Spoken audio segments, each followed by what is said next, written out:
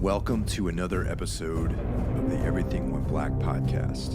I'd like to welcome CJ Chappell, founder of Rice and Dreams. Rice and Dreams are basically an apparel and video channel that have a mission. And their mission is to create community and share productive ideas. I met CJ a number of years ago at a tomb show down in Tampa. And we've stayed in touch just over email, and whenever I'm in town, we seem to connect. And when he launched this new company, I got on board with the idea because I'm always trying to, promote like-minded people, empowerment, that sort of stuff. And that's pretty much what Rice and Dreams are all about. And we're going to spend the next episode talking to CJ about what his motivations were and what he's hoping to achieve with his company. If you want to support the podcast, please do so by donating via Patreon. This is the fundraising portion of the episode. And if you want to support the podcast, you can go to Patreon a number of different ways. You can go directly to everythingwentblackmedia.com, and there's a button to donate via Patreon at the top of the site. And also, if you just want to go directly to patreon.com/everythingwentblackpodcast, and there's a number of different subscription tiers that you can take advantage of. My goal for the podcast is to expand, and I've always admired sites like Vice, not so much for the content that they generate, but how they just seem to have a certain freedom in the types of things that they cover. I'd like to build Everything Went Black into a legit media outlet. But with that, I'm going to need some help from you guys, and that's my mission statement for the future. I just want to expand this, put more writing on there, do more video content, and basically upgrade the entire operation. With all of that comes increased expenses for bandwidth, website maintenance, and that sort of thing.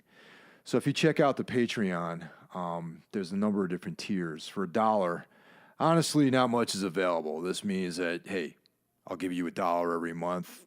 I like what you're doing. But in exchange for $1 a month, you get some behind-the-scenes pics and info, and I'll make available some discounts on the forthcoming merchandise store, which is trying to put that together for the future. At $3, you get a follow on social media, and you get to publish your own personal mixtape. For those of you who've been following the Mixcloud version of the site, from time to time I post mixtapes, and people seem to be listening to those and enjoying them. And I want to do more of that. And at the $3 level, you get to publish your mixtape. Whatever stuff you want to choose, put a tape together and post it on the site. And then you get everything from the $1 version of the tier. At $5, you get high-quality downloads of each episode, plus some bonus content. There's a lot of stuff that sort of doesn't make it into the episode. There's some additional information on the guests. All that stuff will be available at the $5 level. And then everything for the others. You get to do your mixtape, you get the behind-the-scenes info, you get the high-quality downloads, all that sort of stuff. Things get really interesting at $10. For $10 a month, you'll get a free shirt and a tote bag, plus art prints, which will another thing I'm working on for the merchandise store, plus everything else. And if you're a real baller, and you got $20 to spare every month, you get production credits as being a producer for each of the episodes. You get to submit ideas for future episodes, any guest ideas that you want, any topics you want covered. And I'm also at this level going to unveil the supporter segment of each episode, where we get to do a brief interview with you, find out who you are, what kind of stuff you're into. Then you get to talk about things you like, things that you don't like, projects you might be working on, and you get to be part of the supporter segment of each episode. So yeah, there you have it. And I want to really be able to do this without actually using any kind of advertising. I have some affiliate advertisers that I have, and that's basically stuff that I use, which brings up our affiliate advertisers. We have On It. If you're into kettlebells, sort of progressive fitness techniques, On It's the place to go to buy kettlebells and clubs and all this kind of workout gear. Right now, I've really been working my Turkish get-ups really hard. I'm up to 22 kilogram belts to do a circuit that includes 10 swings and 1 get-up per side times 10. So yeah, it's a pretty killer workout. If you're into paleo or healthy living, you can also get the On It MCT oil, which is part of my daily regimen. Every morning I wake up, brew up some Savage Gold coffee, and blend it with On It MCT oil and grass-fed butter, and that's how I start every day. Also, we have Datsu Sara, which is a really cool company. They produce hemp-made apparel and accessories. For me, I'm really into the bags. I use the battle pack pretty much every day. Put all my training gear in there. You can fit shin guards, boxing gloves, headgear, a gi, shorts, water bottles, all that kind of stuff. All fits in your battle pack. And on tour, I take my battle pack to put all my clothes in. And I also have the really cool accessory known as the fanny pack. Not a lot of people are really comfortable wearing fanny packs, but I am. I love it. Take that on tour with me. Got all my accoutrements, flashlight, tuner, miscellaneous things I might need, like a knife out on the road. So there you go, man. Check all that stuff out at Everything Went Black Media. You can scroll down. I have them inconspicuously located on the website so they don't really obstruct. It doesn't really affect the user experience, but you can check out those portals and, hit those portals, go through, and order. And I get a little taste. Not much, but a little bit. Helps keep things moving forward here. If you dig the podcast, definitely give a review on iTunes. Give it a star rating. And if you really want to, go wild, you can do like a written review, and that would be really appreciated. And at the very least, if you enjoy the podcast, tell all your friends. We're always looking for new listeners, always looking for more people to get involved. And please share via social media, word of mouth, all that sort of stuff really helps everything out. And if you want to get at me, you can hit me up on Facebook. There's the Everything Went Black Facebook page. You can get at me from there. You can check me out at Facebook just under Michael Hill. Or you can just email me directly at mike.hill@everythingwentblackmedia.com. And without any further ado, we have CJ Chappell. Cheers. So lately it seems like you've been doing this sort of Tampa northeastern sort of route back and forth. So are you originally from Connecticut or from down in Tampa? I am actually a bit of a child from all over the place, but I lived in Connecticut from 2011 till just last year, and I'm back now in Florida where I was living to prior to that. However, I still have family in the Northeast, Connecticut, New York, both on my side and my fiance's side. So it is still, I still kind of consider Connecticut home, even though I didn't grow up there, just because that's really where I feel I actually found myself. And I know that sounds kind of cheesy, but a lot of events that happened up there really brought me to the point where I'm at now with finally finding what I feel is my purpose in life. Another cheesy statement, but I stand behind it. But yeah, so to answer your question, I've been going back and forth now. I had some things come up with family, so I've had to go back and forth more often than actually I planned on before moving back to Florida. But yeah, we did a little bit of a quote-unquote tour, and just reconnected with people in Connecticut that saw the brand launch from last year, and obviously friends and family in that, and then made some new connections in Massachusetts, and then obviously I'm in Florida now, so this is kind of like the stomping grounds for the time being for Rice and Dreams. So yeah, it's a lot of back and forth, but to be honest, I'm sure you can relate being a touring artist yourself. It's a bit hectic, but you can't put a value on being able to say that you can, go to different places and make connections with different types of people instead of being set in stone in one place. Yeah, that's important. But before we get into that, let's actually define what we're actually the Rice and Dreams brand and concept and sort of lifestyle philosophy is before we get into all the travel fun. Yeah, absolutely. So Rice and Dreams is kind of the name itself. It's this. I don't want to say theory, but it's a mindset more than anything. I've had that name in my head probably for the last 5 or 6 years, and I knew I wanted to eventually, once I took the leap into doing whatever it is I wanted to chase 100%, I knew I wanted to incorporate that name somehow. Obviously, life has a lot of peaks and valleys, ups and downs, and it all kind of made sense once the opportunity presented itself to make it what it is now. And the name behind it is a tribute to my grandmother, who passed away in 2001. She passed away in our home. And growing up, I would always hear the story, obviously with my family, of how my grandmother moved from Puerto Rico to New York in 1969, which it was a very different time. Even though it wasn't that long ago, it's just amazing how much things have changed. But back then, taking that sort of risk, with 2 children, my mother and my aunt at the time, who were, I believe, 8 and 4.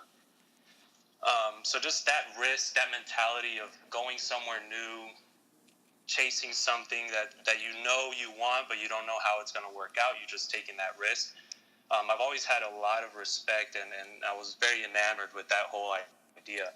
So being that I'm of Puerto Rican descent, a lot of people are familiar with the fact that Puerto Ricans eat a lot of rice and beans. It's a traditional dish amongst Hispanics in general, but Puerto Ricans in particular. And it just basically sums the fact up that sometimes in life you might not be able to afford the beans, a secondary part of anything, whatever it may be. And you're just going to have to survive off the basics, which is the rice and the dreams, and whatever vision or purpose or goals you have. You just have to go for it. You may not know how you're going to get there, but once I decided to actually practice what I preach with that, this was last summer, and I was working at a gym at the time. And excuse me for a second, Mike. Yeah, sure, man. So I was working at a gym at the time, and health and obviously metal, hardcore, extreme music, just the DIY aspect of that, it's something that always resonated with me, and I felt tied in perfectly to Rice and Dreams. And, in the music community, at least from my perspective, I sense that there was, the last decade or so, I feel like there's been a loss of aspects of positivity. And I'm not trying to be a superhero by any means, so I don't want this to be misinterpreted, but I just felt like things that I was passionate about weren't really, didn't really have a spotlight in the community, so to speak. So being that I was working at a gym at the time, I started seeing and noticing amongst people that they were overlooking the mental and spiritual aspects of health altogether. And it's just over the years, it's just become this very vain culture. And a lot of people blame social media and entertainment. And I believe it's cumulative of all of that. But there's just this lack of substance. And what I try to tie in with Rice and Dreams is obviously the health aspect of being mentally, physically, and spiritually present. You have to have all 3 of those. And if you don't, your life's going to be completely out of balance eventually, sometimes later than sooner, or vice versa. But I speak it from experience, because a lot of what I do with this brand is kind of an extension of myself, even though I don't make it about me. Like, none of the social media posts or any of that have my face in it, and that's intentional, because I don't want this to be about one individual. I want this to kind of have its own life, its own feeling, and eventually its own mindset for people.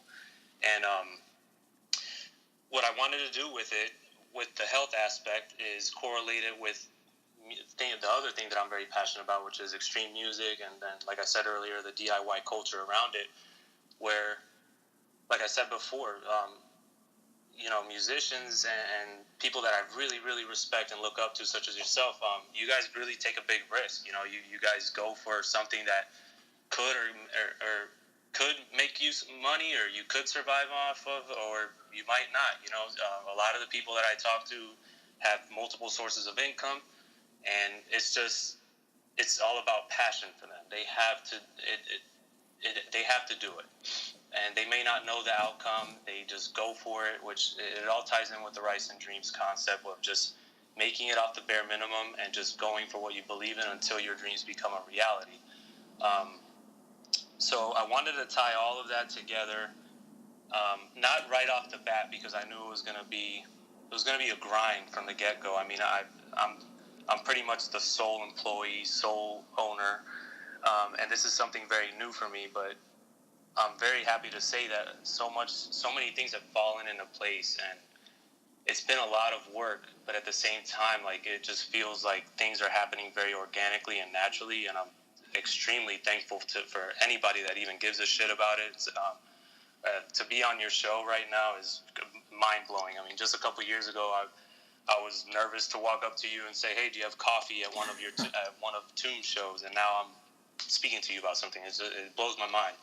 But not to ramble off too much on that, but I wanted to base the company also around giving back, because I don't see a lot of that, and especially with the whole thing that I'm trying to sort of attack and be confrontational with. If you read my purpose statement, it is blunt, and it's intended to be confrontational, because I really do have a problem with vanity and narcissism. And as I see it growing in our culture, I feel like one of the ways to start reducing that is do things that aren't going to solely benefit you. Help out others. So the gist of that is that a portion of the proceeds from every product that we sell is going to go to different health organizations that deal with youth.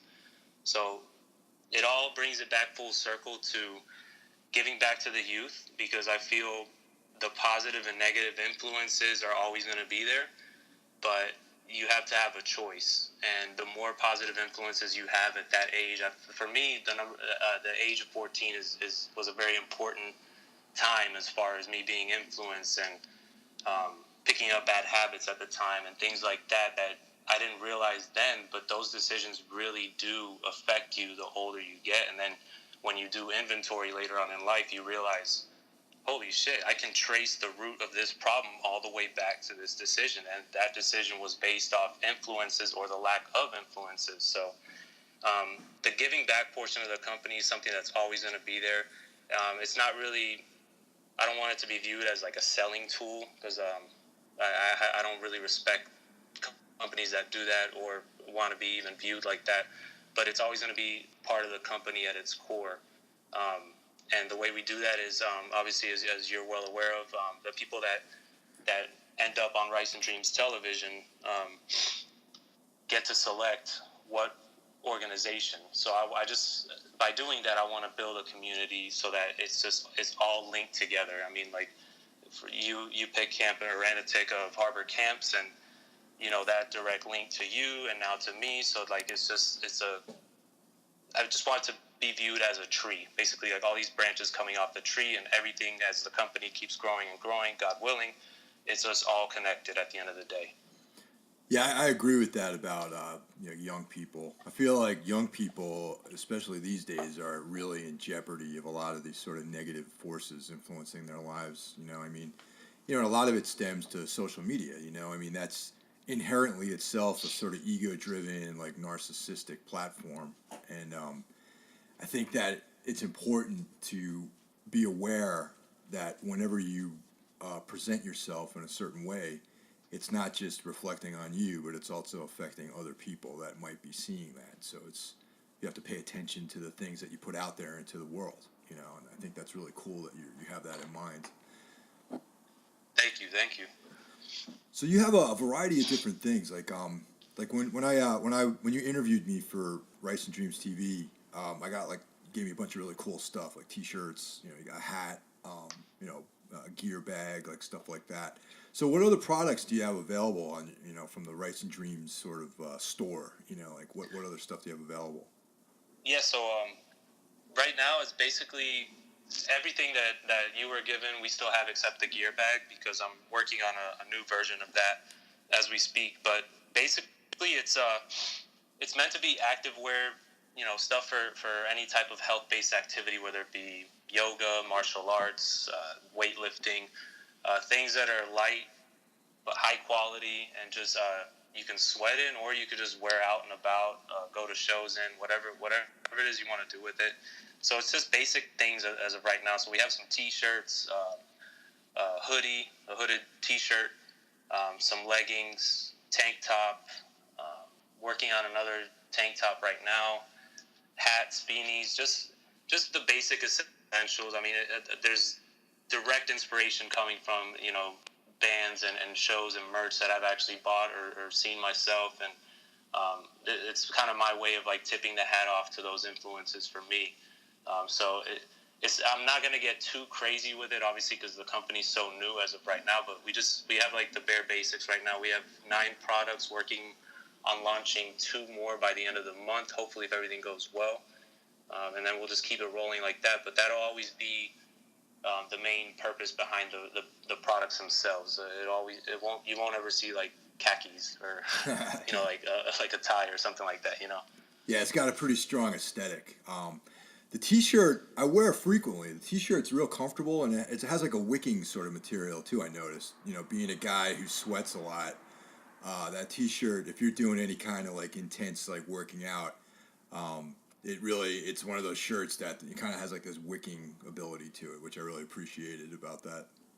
Sweet, man. Thank you. I'm so glad you like it, man. Yeah. I've been trying to rep it. Like I repped the beanie on the last tour we did, and just trying to tell people about the company, and also this really interesting sort of offshoot, or what goes hand in hand, is Rice and Dreams TV. So you have a few episodes out right now. So let's talk about that a little bit. It's like a series similar to podcasting. It's basically conversations with people. So you want to give us a rundown of the different episodes you have out? Yeah, absolutely, man. So the TV thing is something I wanted to do from the start. I didn't know how to do it. I never learned how to really edit video or shoot video. With all due respect, because I know you gave me an awesome interview and everything like that, but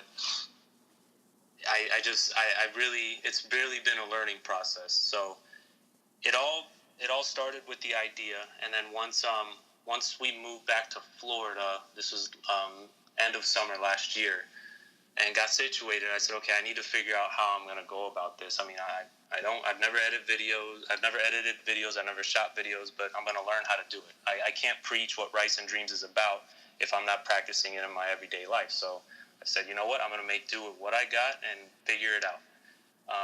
Luckily, I've just reached out to artists that I'm actually fans of, and that's what you'll see. Until the company grows a little more, I guess, I might expand and maybe reach out to people that I might not be too fond of, just to get different perspectives about different things.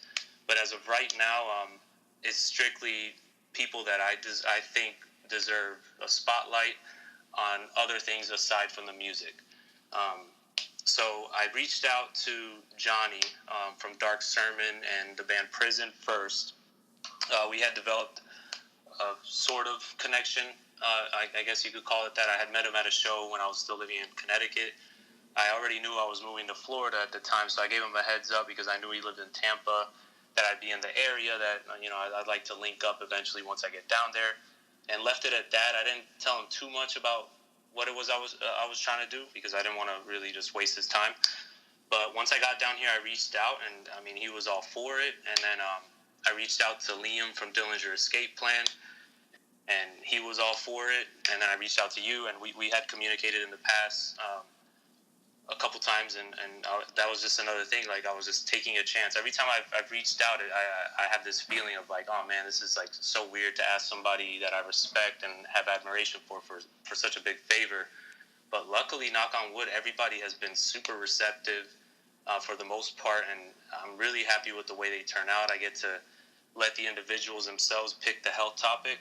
With Johnny, we went with straight edge because he's a big advocate for that lifestyle and that decision, and I think that's something that it was a lot more prominent when I was growing up, and I feel like it's a little quieter now. And if I could help bring that out a little bit more, I'm satisfied with that. Even if I just make a minimal impact, that's great that I'm even making any type of impact. And then same thing with you. I feel like it was brought up in a lot of interviews that I've read of yours in the past when it comes to your passion for martial arts, and then obviously the health benefits of coffee. And I always felt like the topic didn't get addressed enough, and I'm so happy that you chose martial arts because I wanted to know more about it myself, and being a fan first of all these individuals, getting to know a different side of these individuals and how they implement the things they choose health-wise into their lifestyle, it just opens up a whole avenue of thought for everybody in the way they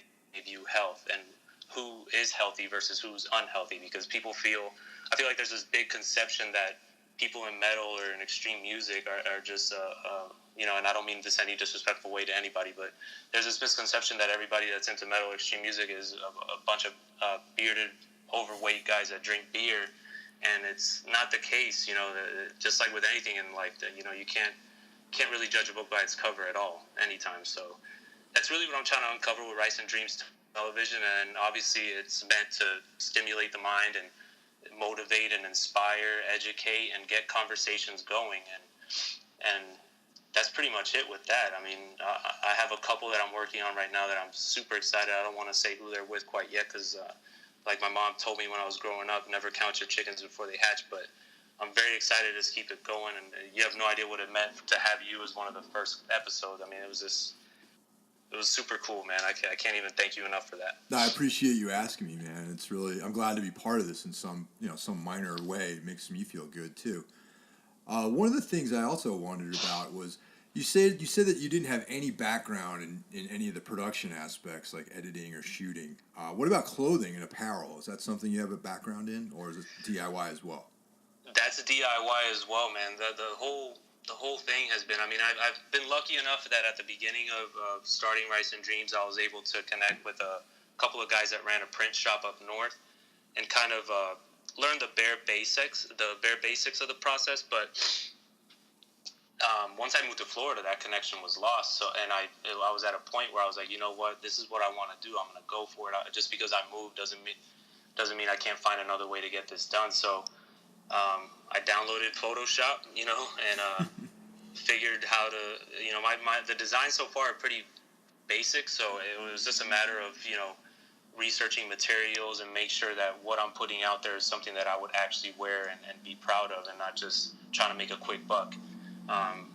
So, I just kept it DIY. Just learned Photoshop, learned how to make these images, learned how to do this, and then found people that saw my vision and could get the products made themselves. So I'm working with a company down here that is really, really behind what I'm trying to do. So they're working very, very neck and neck with me as far as getting these things done and understanding what I want done, what I see as the overall purpose behind everything. And it's been really cool, man. But I'm really glad. I mean, obviously, it's not a huge company by any means.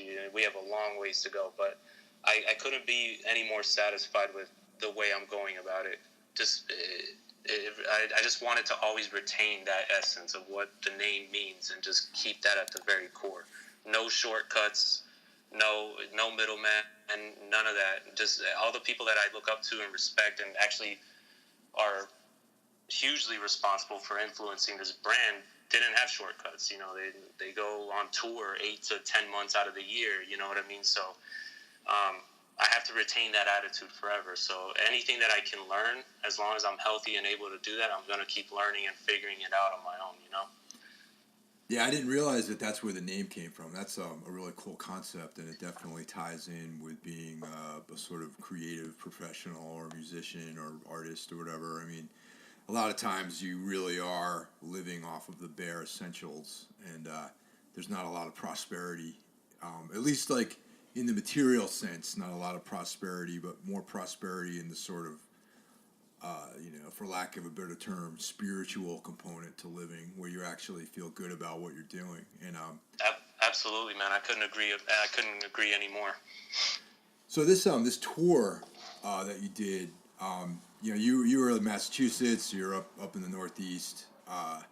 What was the sort of essence of that? Was you were at the New England Metal and Hardcore Festival, like, I was following you on Instagram, and I saw that you were all over the place. So yeah, man, it was the fastest 10 days of my life, but it was extremely fulfilling. I mean, I just had the idea because I knew I was trying to get up there. I had been meaning to get up there and visit family for a while, but because of other situations, I wasn't able to until the end of April, or mid-April, I should say. And then once I knew I was going up there, I said, I really need to make an effort to keep the brand presence, alive to individuals that saw it from the beginning, and that obviously I'm not in Connecticut anymore. So I just want to keep reminding people, like, hey, we're still here and we're doing this. And obviously you want to reconnect and meet new people. So I had always wanted to get involved with a music festival, and then the New England one couldn't make any more sense for me, just because it's the heart of what I like on a personal level, and I'm passionate about on a personal level. So I felt it would make really good sense. Plus, it was during the same time frame that I was going to be up there. So I reached out on becoming a vendor, and got that process rolling, got approved for it, and decided to just make it a tour. I knew I was going to make a stop in Connecticut and then do the Metal and Hardcore Festival. And then another opportunity presented itself on Florida a few days before I went up to the Northeast. So, taking direct inspiration from the extreme and just DIY culture, music community, what have you, I decided to just label it a tour and have some fun with it. It was definitely a mind-blowing experience, because it was one of those things where I just continue to put myself out of my comfort zone. Prior to Rice and Dreams, I wasn't on social media. I didn't have any social media profiles. So all of that has been a learning curve as well. And I'm naturally a pretty private person, and that's another reason I didn't have social media. So putting myself, behind a vendor table at an event where I didn't really know too many people was just another way of saying, what I'm trying to do is more important than how this makes me feel as far as, privacy or whatnot.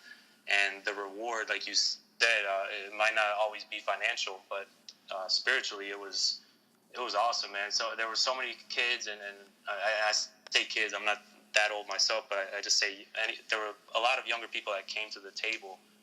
And once they heard what we were about and found out more about us, it really impacted and resonated with them. And that in itself it was crazy, because it made the whole trip worth it to me. I mean, just to be able to meet strangers and for them to understand what it is you're trying to do. And then I'm not even exaggerating. I had a couple people get pretty emotional about it. It impacted them. And that's kind of what I wanted it to be. I wanted people to read what we're about and be like, whoa, like, I feel where this guy's coming from, and I support it, So it was a great trip, man. But on top of it all, it was much needed on a personal level. So I got a lot of reward on the Rice and Dreams end, but I got even more reward from seeing family and a couple of friends too. So it was great.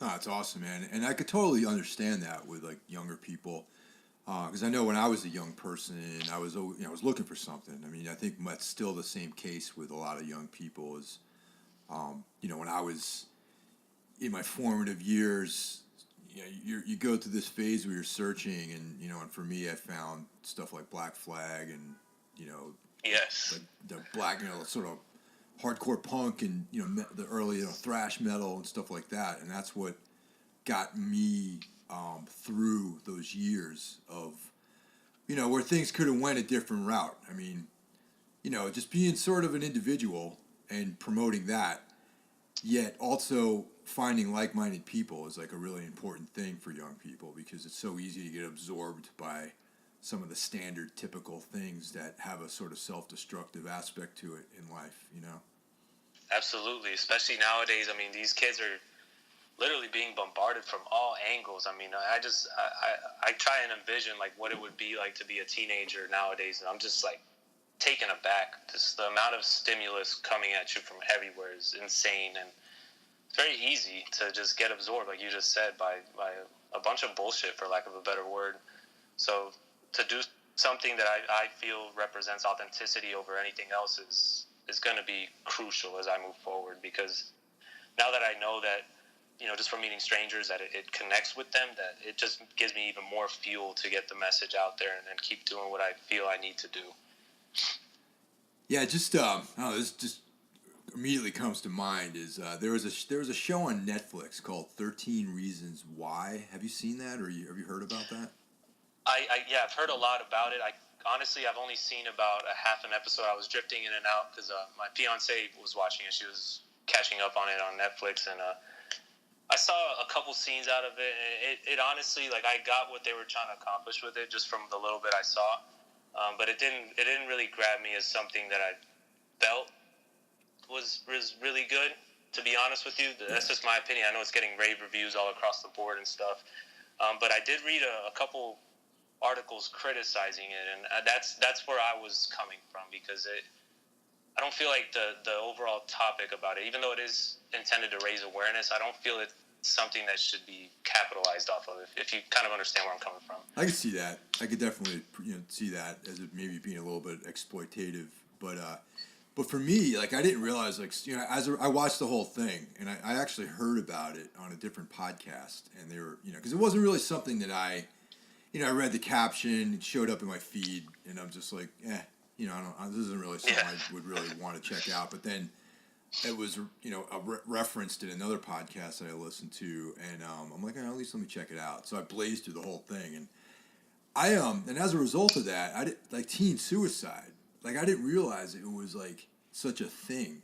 I mean, myself, it's been many decades since I've been a teenager, so I mean, I'm not that tied into, like, that sector of our population, but apparently it's on the rise, and I wasn't really aware of that, and it sort of makes sense with the sort of mean-spiritedness that kids inherently have, as a result of growing up and trying to find yourself, and the sort of pressures of fitting in and all this other stuff, and that's sort of exacerbated by social media and the immediacy of having a mobile phone with a camera, being able to text images out, like, instantaneously. So I don't know. It was just, like, a really interesting study, I think, in just the perils of being a young person these days, and it sort of made me a little more sensitive to that.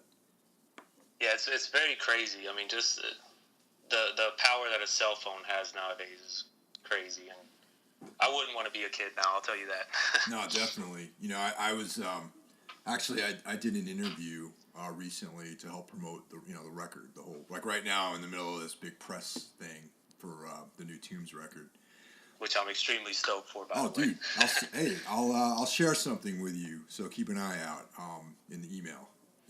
Once we're done with this, I'll share something with you. Sweet, man. Thank you. Yeah, no, it's the least I can do. But one of the things we talked about in this interview was I kind of went off on this tangent, and it had to do with mobile technology, and, like, you're always, like, somehow connected in this weird matrix of, with other people. And back, I talked about how, like, when I was growing up, I was before the internet, really. I mean, half of my life was before the sort of rise of the internet culture. And I just remember, I look back on this time when you actually could get away.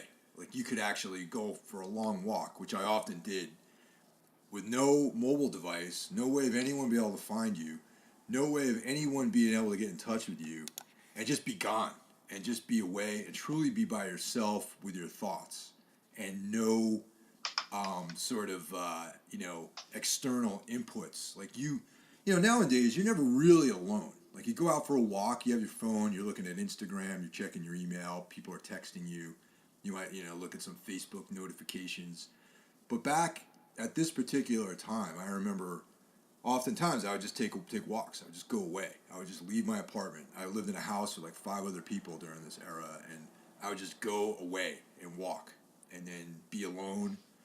I would have my thoughts, and I would be able to focus on things, and no one would be able to even get in touch with me until I came home.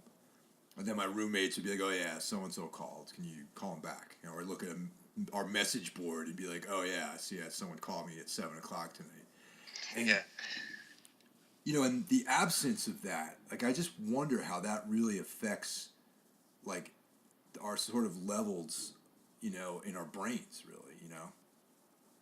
Oh man, I'm sure it has a huge impact of obviously not a good impact, but just the fact that meditation is becoming such a big thing. I don't want to say thing, but it's becoming so prominent nowadays. It kind of lets you know that, hey, the isolation of the human body or the human brain or the human spirit, whatever you want to call it, is essential to our survival and our continuation as a species. So you're definitely right about that, man.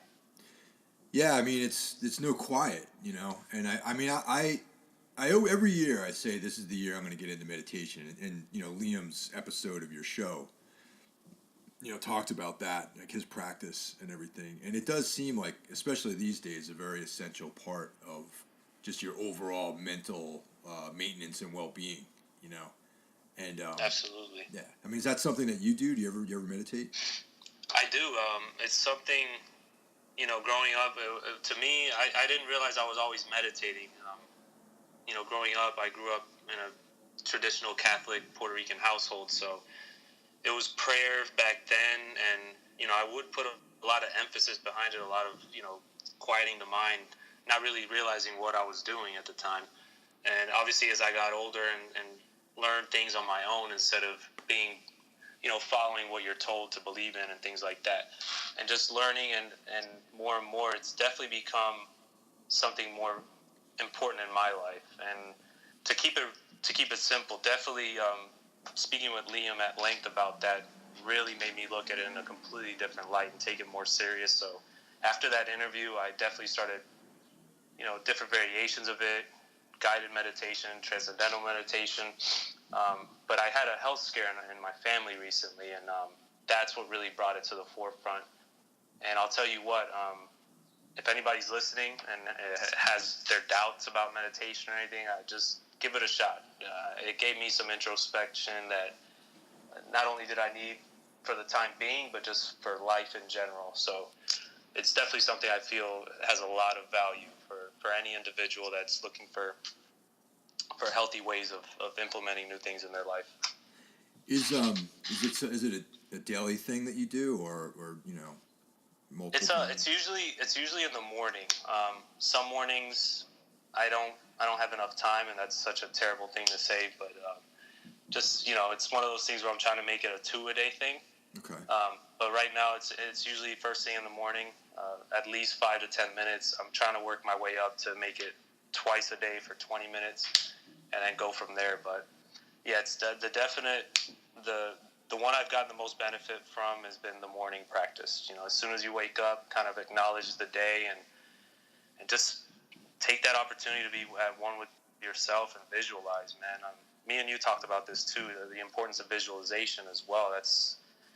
I never thought I'd be the one saying these kind of things, but man, to anybody listening, that I can't overemphasize the importance of visualization in life. I mean, just a year ago, I mean, if you would have told me I'd be getting interviewed by Mike from Tombs, I would have told you were crazy. Like, and here I am. It's crazy. So yeah, I'm a definite believer in it, and want to strengthen my practice with it as well. To answer your question. Yeah, that's something that visualization is important, and it's like it seems that the only time what actually proves that is when you're in some sort of deficit, like when, for example, like a few years ago, I had a knee injury that really impacted. Like my meniscus was torn.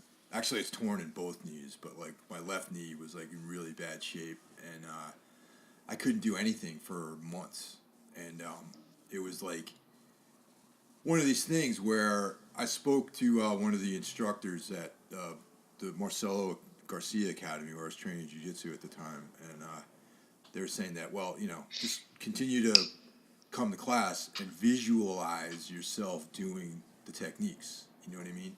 And he's like, that's the most important thing, is to just mentally visualize yourself doing that, and then you can manifest that still like down the line. So that was when I really first started understanding the power of the mind, because even though I wasn't physically able to execute a lot of this stuff, my brain was still exercising those neurological pathways that controlled my body, and that was strictly through visualization. I wasn't in practice at all. And also manifesting ideas, like I familiar with a lot of occult practices, and not so much like pulling a rabbit out of a hat, but if you meditate on something with intention, like if you put a lot of energy into achieving something, and you put a lot of intention into your practice of trying to achieve a goal, that ultimately you end up achieving that goal. But first you have to imagine yourself doing something. You have to imagine yourself attaining this thing. And I think that once you set that spike out there, that goal, that you will focus yourself towards achieving that. And that's like really, 90% of what I do every day is trying to conjure something up out of nothing. You know what I mean? Like, be it my writing, or moving Savage Gold Coffee forward, or writing new material for the band, or whatever. Even doing podcasts, like figuring out what to do. There's always like this intention that drives everything else forward, and I think that that's a very important thing, and that sounds like something that you've also experienced as well.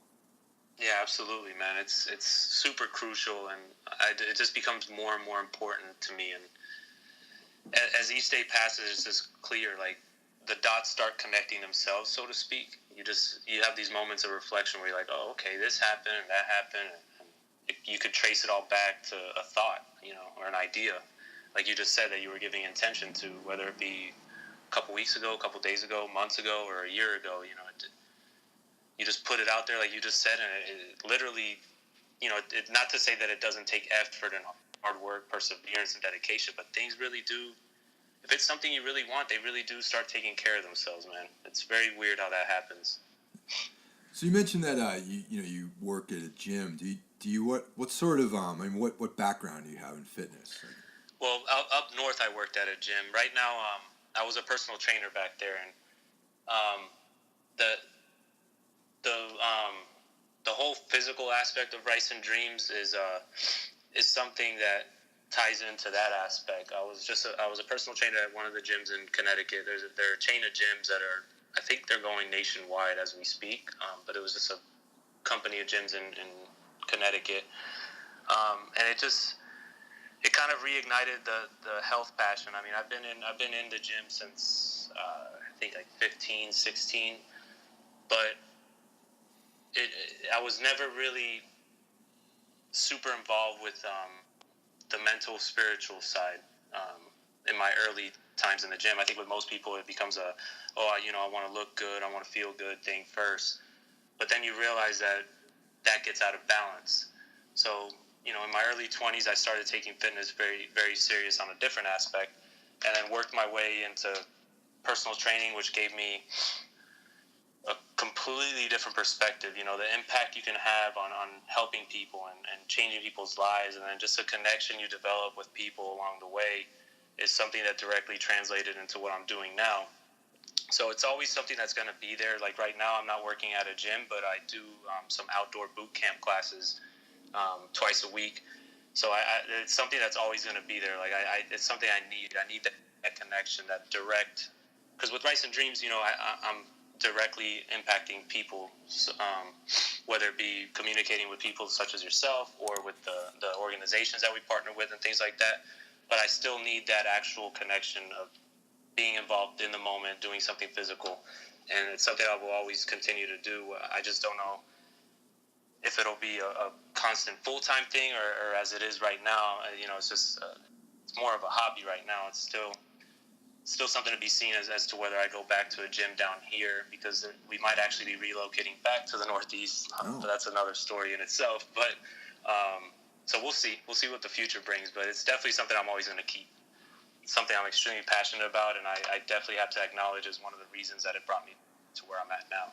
Yeah, I always thought that it would be really satisfying being in some kind of instructional position. You know, I mean, I thought about, teaching Muay Thai or something, or being involved as an instructor in that field, or with, grappling or something. I think it'd be really, really fun and fulfilling to do that. And It is, man. It definitely is. And last time I was up there, you were wearing a shirt for a gym that you go up to up there. Are you still going to that same gym? there's a couple of shirts I have to a couple of different gyms that I think the shirt I was wearing was the PCC shirt, which is a Physical Culture Collective, and that's where I train right now. That's definitely I spend almost every day there. I go there pretty much 5 days a week sometimes. I want to check that place out next time I'm up there, man. So definitely got to link up for that. I'd love to. I just like visiting new gyms, whether it be weight training or like martial arts or anything. I like exploring. So. Oh man, 100%. I mean that they have it all there. Actually, they have. It started out mainly as a Muay Thai camp, and they have Gavin Van Vlack, who's been a guest on this podcast at least twice, and possibly will again be a guest in the near future. Is the founder? Awesome. He's the founder of the gym, and he is a long-time staple in the kickboxing community here in New York City. He's fought professionally. He's been instructing at many different camps here in the city at Chak Sabai, King's Thai Boxing. I mean, he's a pretty well-known guy. And all of his other instructors are people who, are from that same world and who also, in addition, have a really deep background in, like, functional fitness, like, doing, like, in the quote-unquote physical culture of, like, using body weight, kettlebells, sort of odd object sort of stuff like that, like using those, pushing around sandbags and sleds and, suspending and, doing all that kind of stuff. And they offer that there as well. They have a very small jiu-jitsu program, and then there's also meditation classes they have. Not meditation, I'm sorry, yoga classes. Oh, that's awesome, man. Yeah, and it's a great place, man. And yeah, for sure, when you come up again, we should go. And I'll take you with me, man. We can all, I can introduce you to everyone, and it's a really great place to train, man. It's an excellent place, and it's fun too. And it's like, the attitude there is pretty cool. Everyone's pretty laid back, and like I said, it's for me, it was like a real learning experience because the way they approach Muay Thai is more like a European style, and is more based around achieving really good movement. And that's where I've really benefited that aspect is like the movement aspects of it. It's really improved the way I move and the way everything kind of connects, and I think that's something that having trained at a lot of different other, different places around the city, and that's not always the emphasis, you know what I mean? And that's oftentimes overlooked. So yeah, we should definitely check that out. Absolutely, man. Have you ever done anything with martial arts prior to that? No, growing up I did Taekwondo and a little bit of karate, but I never got into any MMA, but that's something that I promised myself last year that I'd be getting into soon, so I'm working my way towards it. Just want to explore all different aspects of health while I'm still here alive, you know what I mean? So yeah, that's important, man.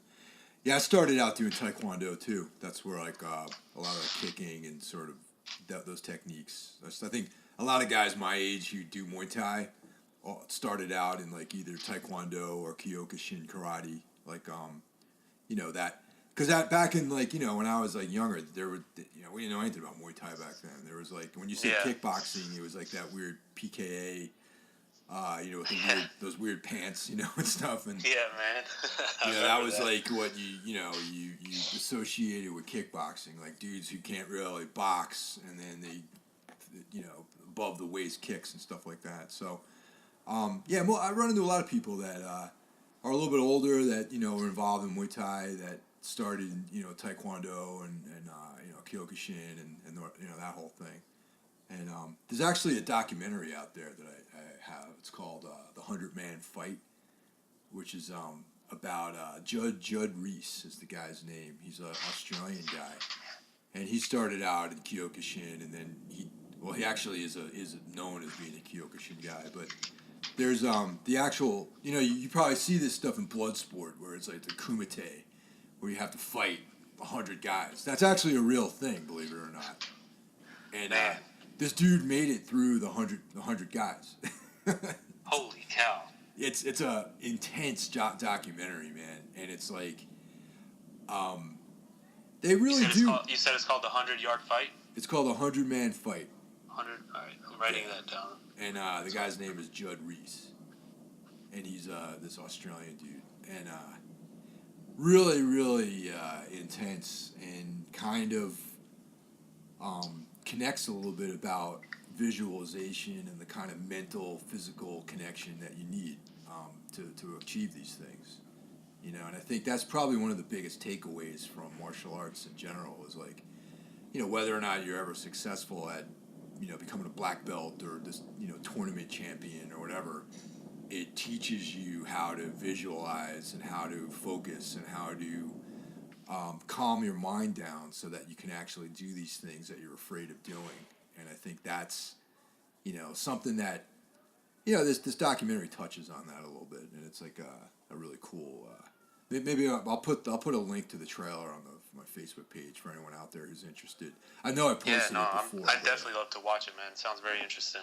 Yeah, I actually, I think it's on like iTunes, but I purchased a copy of it like a few years ago when I first found out about it. But yeah, that's like a pretty intense documentary. So when you did this tour, what was the sort of mechanism? Like, did you drive in a van, or did you pack your stuff up and fly, or like how'd you do all this stuff? I took advantage of my luggage that I took with me on board the flight, because I flew from Tampa to Jersey. From Jersey went to Connecticut, and then from Connecticut drove to Massachusetts. But basically brought all the inventory with me in my luggage. I had a banner made, and it was shipped up north, so I picked it up once I was up there. Rented a car and just went to all the different places, man. And it was a little stressful, but it was a fun experience, man. I mean, but walking onto an airplane with an insane amount of inventory was pretty crazy for me. I mean, I'd never done anything like that before, but you just got to make it happen, man, you know? And that was just an example of just doing what you got to do, you know? Was it like you and your fiance? Did you have some people helping you at least, or? No, unfortunately, my fiance couldn't make the trip.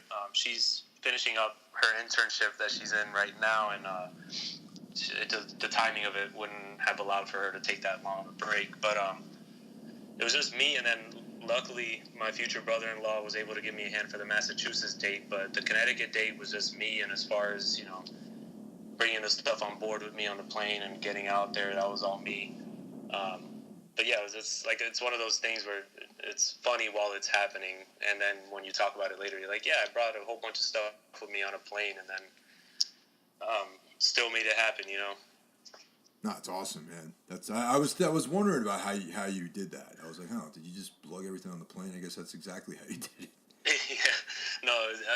As I'm packing it up the night before, I'm like, wow, I can't believe I'm doing this right now. It was funny, man. But no, we got it done. I only needed a car for the 4 days of the dates that were Connecticut, and then leading to the end of the New England Metal and Hardcore Festival. So I just rented a car for those 4 days, and then once I got back, returned it, because I was staying with family at the time. There was no need for me to have a car other than that. So just did it off the bare minimum, just to, you know, get out there and get the full experience. And I almost thought of putting like quotations around the word tour on like all the announcements and flyers, because it's like, it's not really a tour, you know. I'm not hopping in a van, but, you know, as like I said earlier, it's like tipping a hat off to my influences. I just wanted to have some fun with it, you know. Yeah, no, it's fucking cool, I think, man.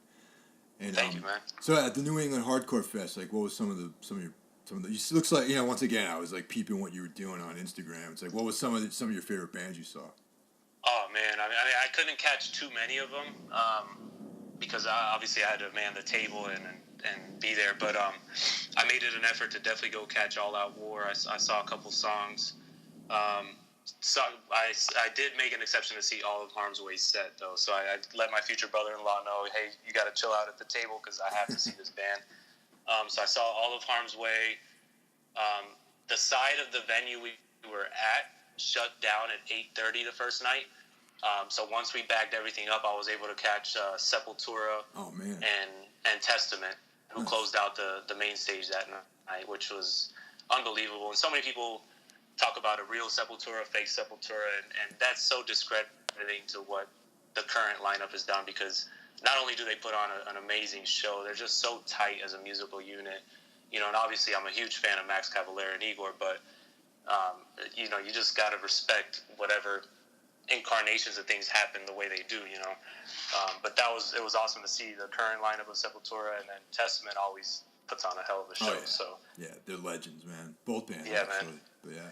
So I actually saw the Igor and Max Cavalera thing up here in New York right before I left for that tour that I did. dude, with Full of Hell.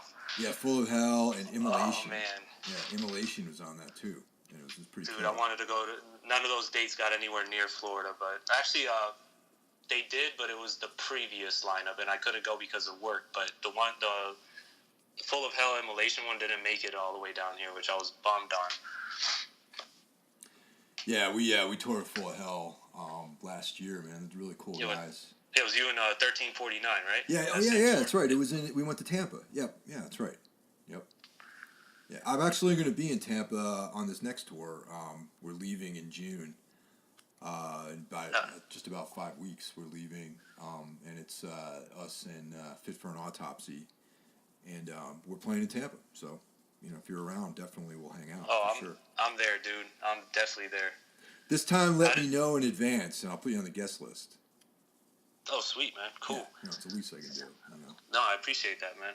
And this tour, I love it because you're seeing a lot more of it. These diverse lineups, where it's all still like extreme metal or extreme music or whatever you want to call it, but there's a lot of diversity to it. Like Moontooth is opening, and I love that. You know what I mean? Like it's just 3 different types of bands, and I think they all have the crossover appeal for all the fans of each following. So it's going to be a dope tour for you guys. I know it. Yeah, I'm excited, man. I don't really know much about Moontooth, and I didn't realize that they were on the bill until about 4 weeks ago. So I was like, cool, it sounds, and some of the other guys in the band knew. They were like, oh yeah, they're sick. Like they're this kind of progressive, like heavy band, and I'm like, sounds good to me. So I'm gonna make an effort to get familiar with their music before we head out on this thing, and just yeah, sweet, man. What's kind of cool is we're all 3 bands are like from the tri-state area too, which is kind of cool. It's like Moontooth's from Long Island, like Tombs is based in New Jersey, and Fit for an Autopsy is based in Jersey too now, so it's cool. Even though I live in Brooklyn, the band is actually located in New Jersey now. The practice space. Awesome, man. All this so stuff. everything's set for as far as like the new lineup and everything? Yeah, pretty much. I mean, there was there was a little bit of an upheaval, over the last few months, and that has been resolved. And I got a steady bunch of guys playing right now. I've recently become comfortable with the fact that the band is like, even though it's a band, it's not really a band. It's like pretty much me expressing myself, and it really hasn't been a band dynamic since Andrew Hernandez was in the band. Who, I don't know if you ever saw us with Andrew. He was the drummer that was in the Savage Gold era, from Path to Totality. Savage Gold. I saw you guys. Yeah, Andrew and I were friends. Like we still are. We still are friends, but we had a relationship prior to being in the band together, and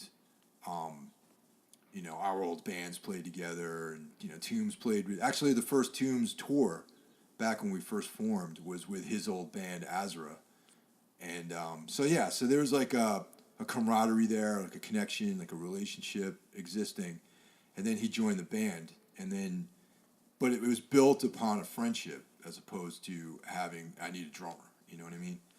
Yeah. So that was the last time it actually really felt like that sort of dynamic where it's okay, yeah, we're friends, we're in a band, and then, he left because he just was moving into a different phase of his life, and he lives out in San Francisco now in the Bay Area, or actually Oakland, but the Bay Area, and I just saw him on this last tour, so. since he left, the band has never really been. It's like, yeah, we had a drummer for these last 2 records, but there was no connection personally as far as like someone that I'm going to be friends with for the rest of my life. You know what I mean? And it was more of like, I hate to say it, but more of like a professional business, type of thing. It was almost like a work relationship you have with people. Yeah. And that's sort of, unfortunately, that's how I feel like a lot of bands operate that way these days. And I owe it to myself to continue doing the things that I feel passionate about. And I understand, I'm fully aware of how this sort of lifestyle is very tough on people. So, I don't sweat people for moving in and out of the this sort of realm. But like, the one thing I am critical of these people is about the way that they did it, which is kind of, there was a little 16-year-old girl element to some of the departure of these guys. It was like an immaturity that I don't appreciate really, and that's unfortunate. But I'm still moving forward. I mean, some of my favorite performers, like Michael Gira from the Swans. It's like he's had how many different lineups? Oh, like, God. Napalm Death. Like He's probably lost count. Yeah, he's probably lost count. Napalm Death. Like, there's no original members, really. But it's, that's just kind of the way things are, And yeah. Even on a different level, like even, like Abigail Williams. Like, on the last tour, Ken was playing in the band. And Abigail Williams is just like Ken and Jeff, basically. And, the show has to go on. And you got to keep moving forward. And you got to keep, until I decide that I don't want to do this type of thing anymore, I'm going to continue doing it. And if I have to find people to play with, then I have to find people to play with, But right now things are stable, so I can, be confident about it. I'm really glad to hear that, man. No one's going to stop me, man. That's like, that's like, you can put obstacles in my way, but no one's going to stop me. You know what I mean? I'm going to keep rolling. You just keep it pushing, man. Yeah.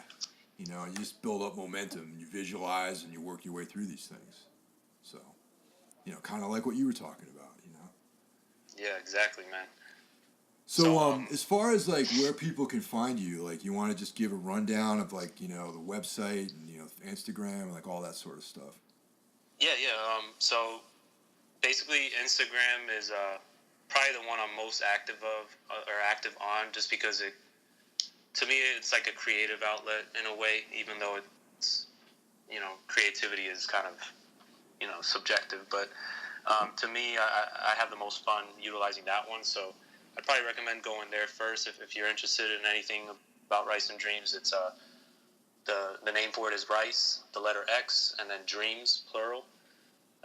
So Rice X Dreams, and same thing with Facebook. It's facebook.com/Rice X Dreams. And then the website is www.rice.dreams.com. So awesome. All 3 of those pretty much similar. I try to keep it pretty simple. I don't want to be too all over the place. I wanted to maintain a constant theme and aesthetic for it. So they all kind of run together. But those would be the best ways to stay in touch as far as new episodes we got coming out, new products, future tours, quote unquote, anything like that. That's great, man. I'm real excited about that. And dude, thank you. Yeah, man. So, and I'm also I'll tag all this stuff up in the the episode notes and the post I put for this episode on Instagram and Facebook. It'll all have tags for people to get to you through that. Awesome, man. Much appreciated. Well, thanks a lot for taking out this time, man, and talking to me, CJ. I really appreciate it. Dude, pleasure's all mine, man. Again, as a fan first, thank you so much for this opportunity. You have no idea what it means to me, and I'm very thankful for you giving me your time. It's awesome. Really, like I said earlier, man, if you would have told me this was happening a year ago, I'd be like, get out of here. But it's happening, and I'm very happy that it is, man. Cool. Well, once again, everyone, thanks for listening, and I'll be at you guys soon. Take care.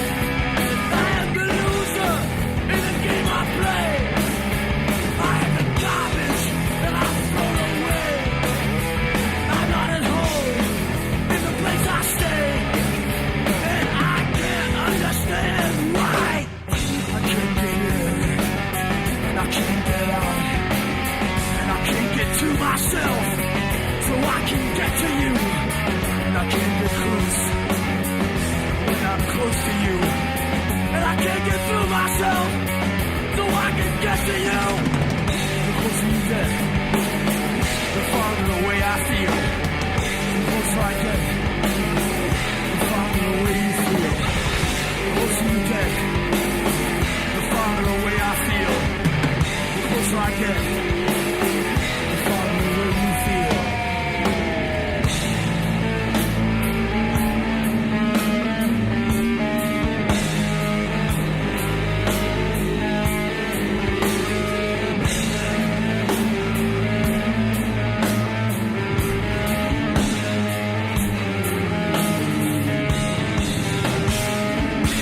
The closer you get,